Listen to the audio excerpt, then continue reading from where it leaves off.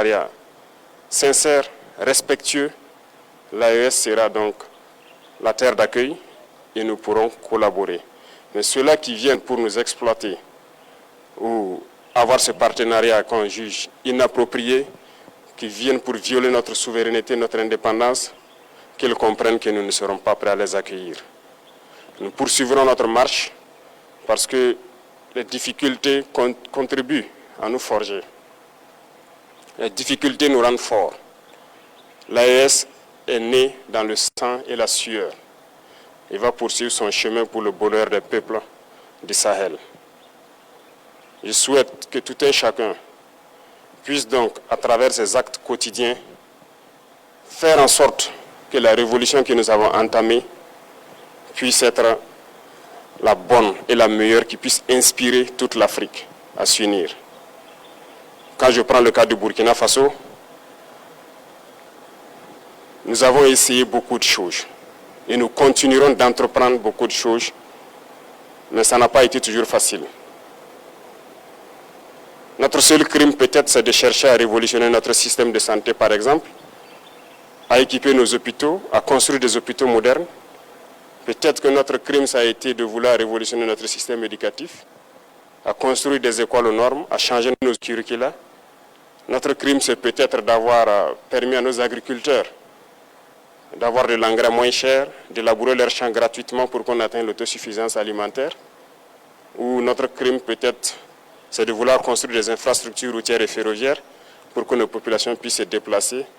Bref, tout ce que nous essayons de faire, je pense que certains ont toujours essayé. Malheureusement, les esclaves de salon, les Africains qui suivent aveuglement les impérialistes ont essayé de nous décourager. Il n'y a pas de raison de se démotiver, parce que l'histoire nous a toujours donné raison et l'histoire continuera de nous donner raison. Aujourd'hui, sur notre sol poussent tellement de choses. Et lorsque nous avons annoncé au départ que nous avons voulu nous lancer dans cette agriculture, ils nous ont pris pour des fous. Ils ont dit que ça ne marcherait pas. Aujourd'hui, notre cacao se porte très bien. Le tournesol marche très bien au Burkina. Notre blé se porte très bien. Bref, il y a tellement de spéculations que nous avons essayé, mais on a essayé de nous décourager. Et je souhaite que vous ne puissiez jamais être découragés dans vos tâches quotidiennes pour révolutionner vos vies.